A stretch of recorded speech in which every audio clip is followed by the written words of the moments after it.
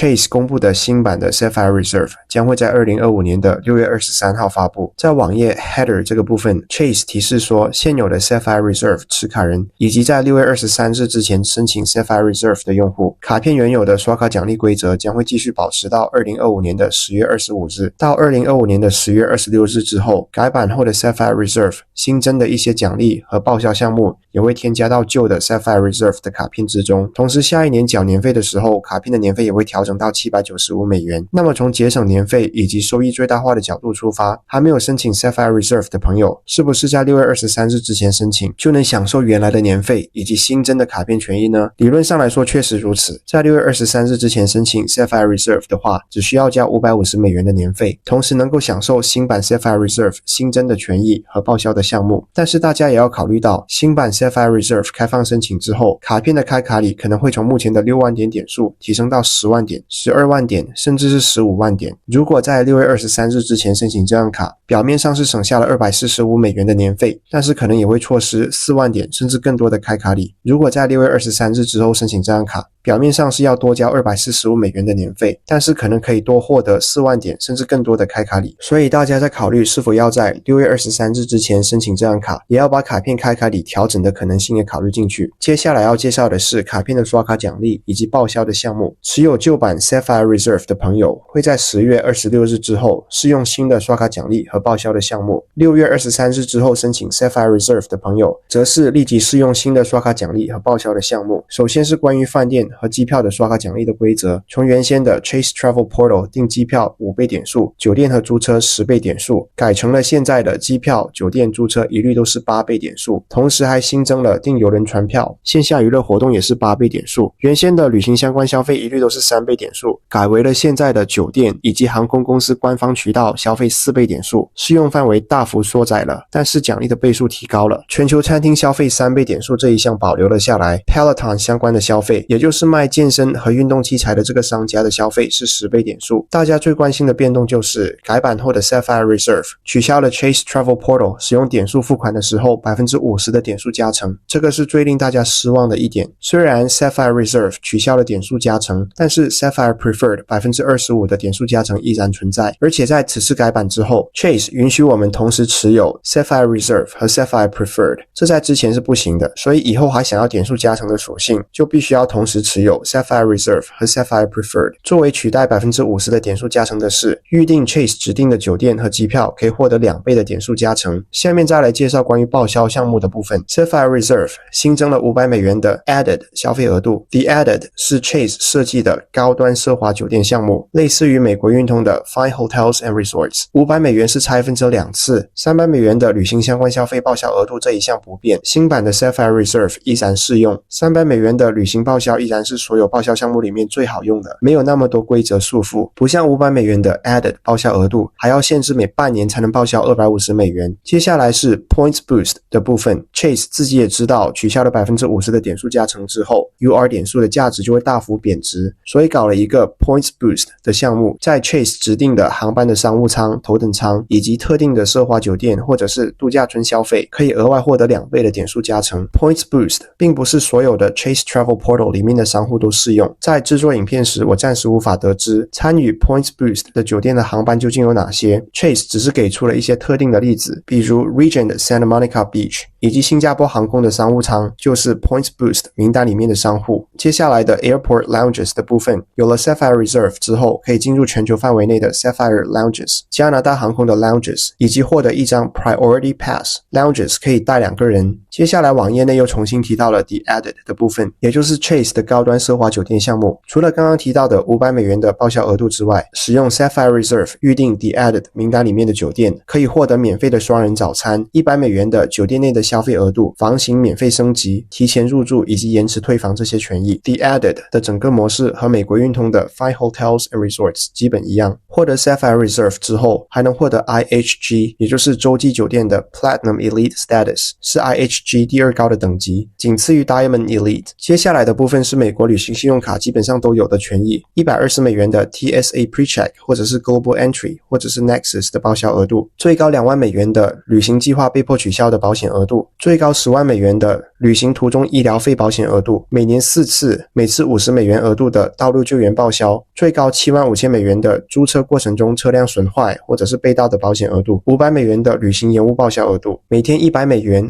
最多5天，由于行李延迟产生的开销的报销额度。听上去有点拗口，大家可以暂停影片，阅读英文的原文描述。保险的规则非常复杂，这里我就不展开介绍了，大家可以去网站内阅读具体的适用情境。接下来是关于餐厅的部分，每年提供300美元的指定餐厅的报销额度，300美元是拆分成2次，每半年报销150美元。所谓的指定餐厅是指 Sapphire Reserve Exclusive Tables 项目里面的餐厅。Sapphire Reserve Exclusive Tables 类似于美国运通的 Razzie， 但是餐厅的数量不如 Razzie 那么多，而且基本上只集中在美国的大城市。接下来又是各种乱七八糟的报销，250美元的 Apple TV 或者是 Apple Music 的报销额度，420美元的 DoorDash 的报销额度，120美元的 Lyft 报销额度，120美元的 Peloton 报销额度，300美元的 StubHub 报销额度。接下来就是购物保障的权益，常规的盗刷免责，24小时的在线客服，这些就没有必要介绍了。退货保障的话是500美元，每年上限1000美元，保修期最高延长至4年。关于购物保护，使用 Sapphire Reserve 购物之后120天内东西发生损坏或者被盗，能获得最高1万美元的保险赔偿。接下来是 Chase 新增的针对高消费人群的福利，每个自然年消费满75000美元之后是75000美元，不是7500美元。在本年度剩下的日子里，以及下一个完整的自然年里，可以获得 IHG 的 Diamond Status 钻石会员资格，以及500美元的西南航空的消费额度，西南航空 A-List 会员资格，还有250美元 Chase 官方商城的 Shop 的消费额度。注意我说的是自然年，也就是1月1号开始，12月31日结束，消费满75000美元之后才能获得上述的奖励。获得奖励之后，奖励只有在本年度剩下的时间以及下一个自然年的时间里有效。刷卡奖励和报销规则已经全部介绍完了。我个人认为这张卡的年费全是靠各种报销堆叠起来的，报销项目种类太多，普通人很难全部记住哪些商户有哪些报销。改版后的 Sapphire Reserve 的性价比 CP 值完全比不上旧版的 Sapphire Reserve， 这是我个人的观点，也希望大家在评论区发表对这张卡的看法。最后，这张卡适合什么人申请？现在的经济不景气，大家有目共睹，所以美国信用卡的权益也在进行调整，要么就是砍权益，比如 Capital One 的 Venture X 就把 Priority Pass Lounges 和 Capital One Lounges 带人的权益给砍了，要么就是涨年费，比如 Sapphire Reserve 以及接下来的美国运通白金卡听说也要涨年费了。 Sapphire Reserve 的定位就是一张旅行信用卡，如果你依然有经常旅行或者出差的硬性需求，你也可以接受795美元的年费，那么这张卡还是可以持有的。另外，如果你是有钱人，并不在乎那795美元的年费，那么申请这张卡当然也没有问题。并且我认为 Chase 这次调涨年费就是要刻意区分普通人以及有钱人，就算经济不好，有钱人的消费能力还是不受影响的。新版的 Sapphire Reserve 新增的那一项，消费75000美元就送 IHG 钻石会员以及500美元的西南航空报销额度的规则，面对的就是有钱的客户，普通持卡人基本上无法达成。以上就是本期影片的全部内容。